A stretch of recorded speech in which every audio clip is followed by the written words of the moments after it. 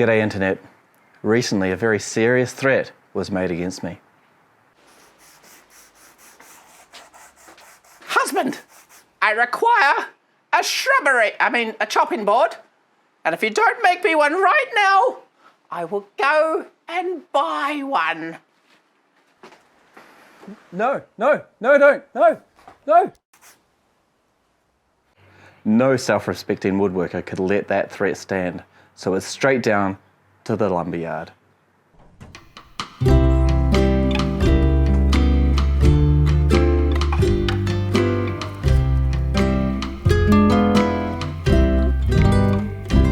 After doing some research, it turns out that maple and walnut are often considered the top lumber to use for chopping boards. I also picked up some Euro Beech for a different colour variation. I'm going to make two variations of chopping boards, and to start off with, I'm going to make a checkerboard end grain chopping board, because let's start with the hardest one first, shall we? This is going to be made of maple and walnut, so first off we need to cut the large planks down to size so they're easier to work with on the planer. These specific planks are roughly 160mm by 50mm or 6 1/4 inch by 2 inch.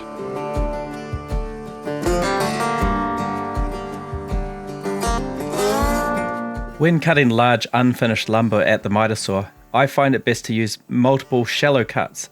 This can help prevent the blade from binding in the wood.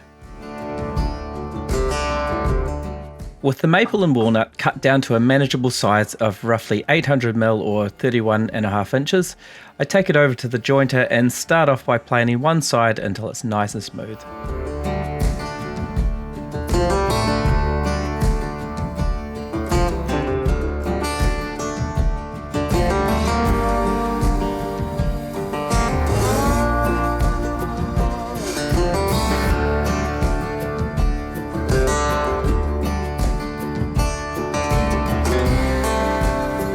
Then I move on to joint a single edge of both boards to get a nice 90-degree angle.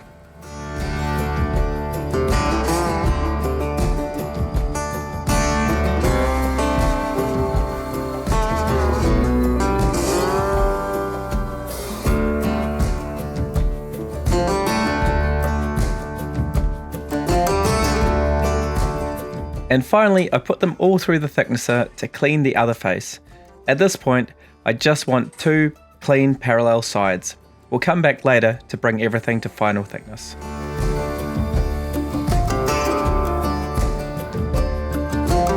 Now we need to move on to ripping the boards into strips. I've always been pretty lazy with regards to swapping blades, and this is actually the first time I've actually used my ripping blade. But I'm super glad I did, as the results were far better. The strips are all cut to 45mm or roughly 1 3/4 inch wide, as ultimately that's the size of the cubes in the checkerboard.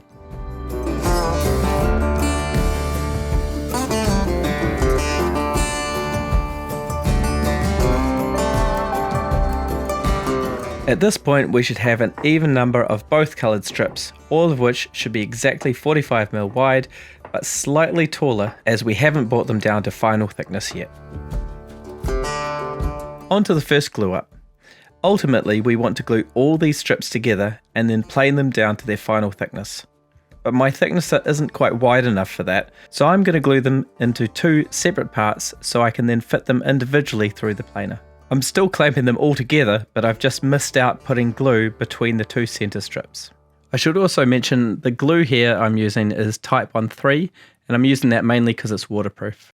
I add a couple of coils to each side to prevent the strips from moving up and down. These are covered with packing tape so they don't stick to the wood.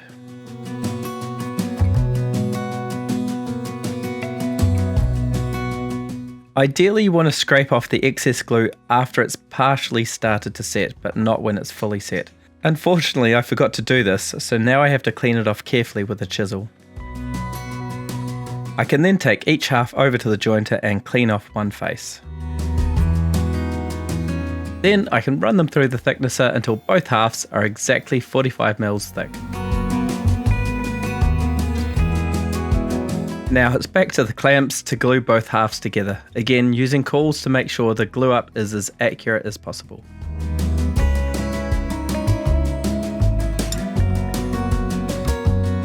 When the board is dry and out of clamps, I give both sides a very light sand, just enough to get rid of any glue scum.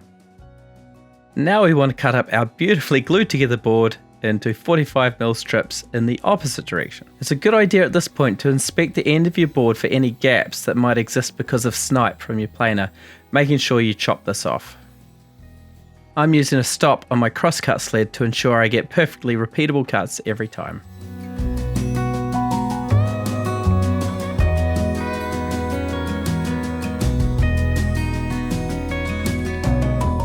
You may have just noticed that sparks were coming out the end of those cuts. Turns out, when I made my sled, I'd screwed the rails for the stops exactly where the blade passes through. So I stopped to remove the screw. And then it was back to cutting the board into strips.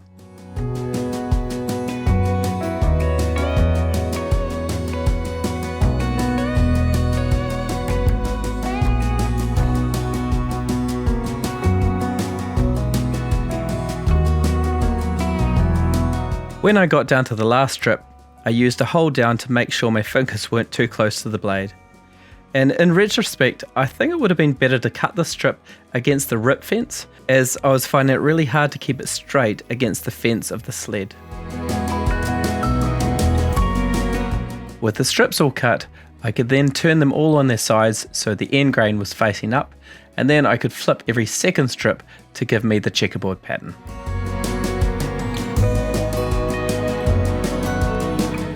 Time for a glue up again, and the accuracy of this one really matters because any mistakes here result in a lot of sanding later on.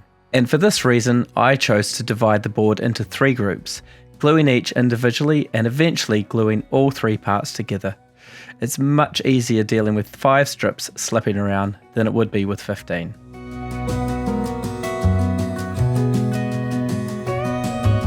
With everything glued up, it's sanding time. Yeah, woohoo!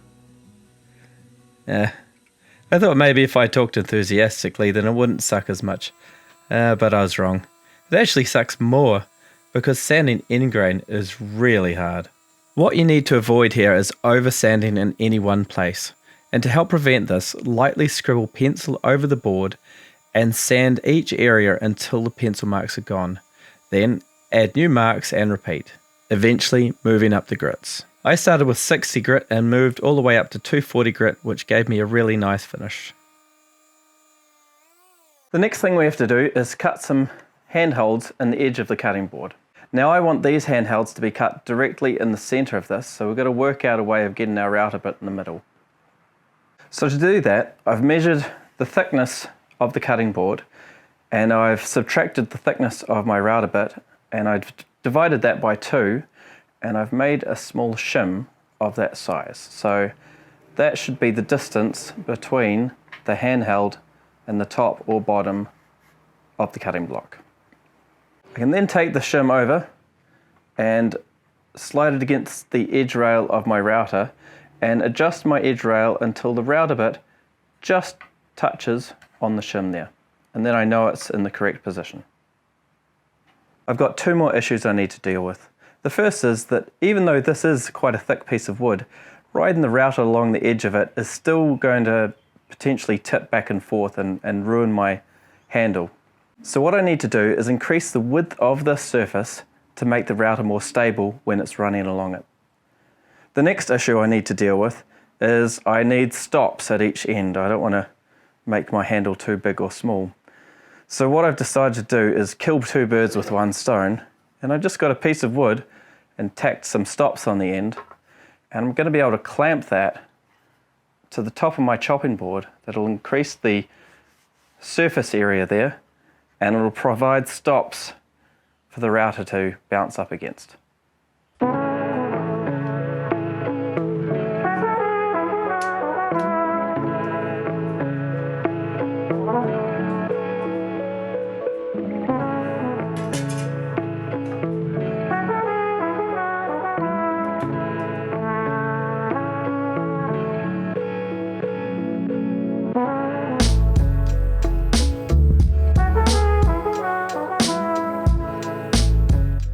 Sanding these handles is pretty fiddly, and the best method I've found is to wrap some sandpaper around a dowel with the same curvature as the router bit.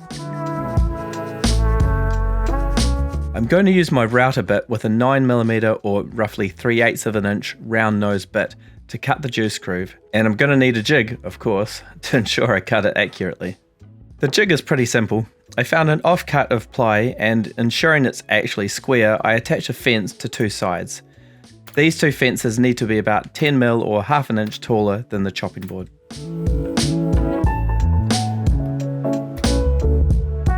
Next up, I ripped two strips of wood, both of identical width, to help offset the chopping board from the fences we just attached. The width of these will depend on several factors, including the size of the base of your router and the position in which you want your juice groove to be. So it's a good idea to play around with this until you get it right for you. Now we can sit the chopping board in the jig, clamp it down and begin to route the groove, rotating the board until all sides and corners are done.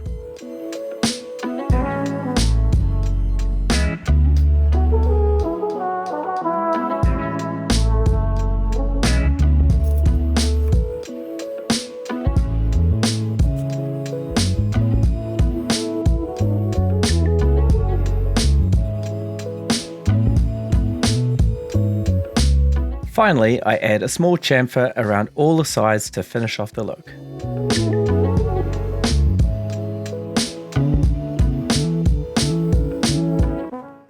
Before we move on to finishing, and because I couldn't just make one chopping board, let's switch over to making some much simpler face grain chopping boards. Just like before, I'm going to cut my lumber down into more manageable pieces that I can put through the planer thicknesser. From there, I clean up one face and an edge.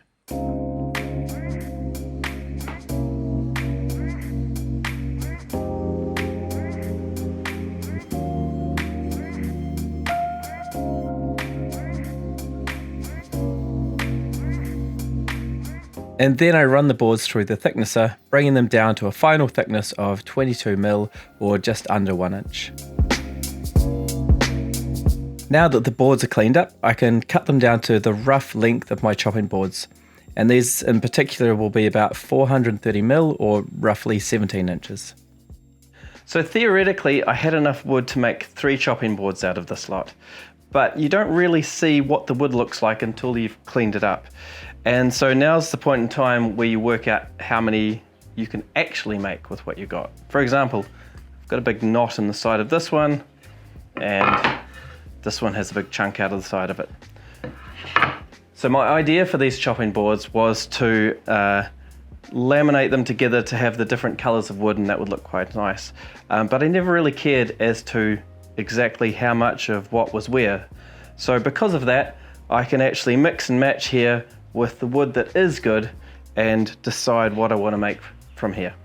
After working out exactly how I want the chopping boards to look, I cut the wood down into strips.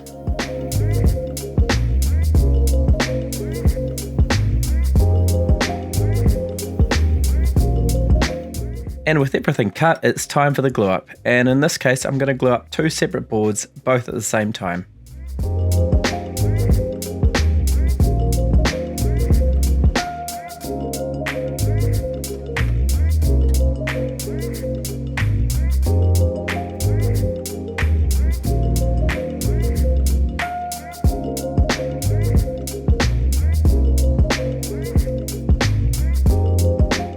Instead of using cauls this time, I opted simply for putting clamps across the joints themselves to prevent vertical movement, and it seemed to work pretty well. Once the glue was dry, I could take the boards out of clamps and sand them from 80 grit all the way up to 240 grit, using the same technique as before, drawing light pencil lines all over the board and then sanding them off. With the boards all sanded, I take them back to the table saw, and using my crosscut sled, I trim one end of each board.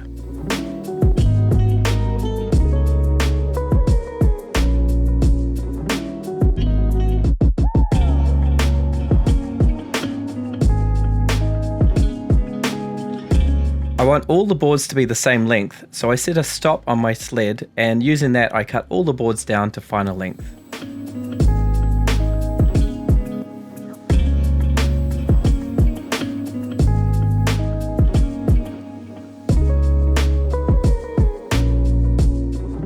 The last thing I want to do to these boards is to cut an angle on each end.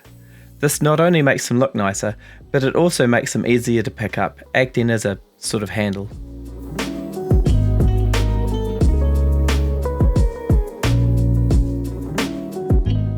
We're almost ready to apply finish, but there's one very important step we need to do before that, and that's called popping the grain.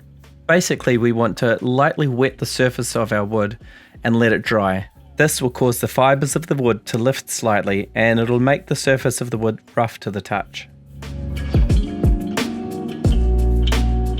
When the board is dried, I give it a light sand with the same grit that I previously finished with, and in this case it's 240 grit.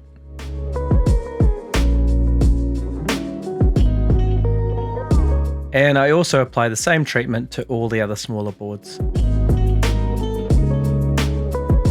Alright, now we're on to the finishing. I've chosen to use 100% natural tung oil, thinned down with a natural citrus thinner, largely due to a video I watched by Mark over at the Wood Whisperer. Ultimately, I'm pretty happy with the end results, but I will say it takes forever for the tung oil to cure, so I might try something else in the future.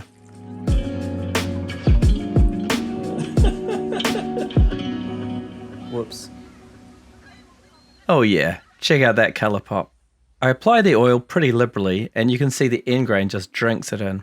After fully coating every board, I leave them for about an hour and then come back with a clean dry cloth and wipe off any excess oil. You want to give your boards between 3 to 5 coats and you should leave at least 24 hours in between each coat.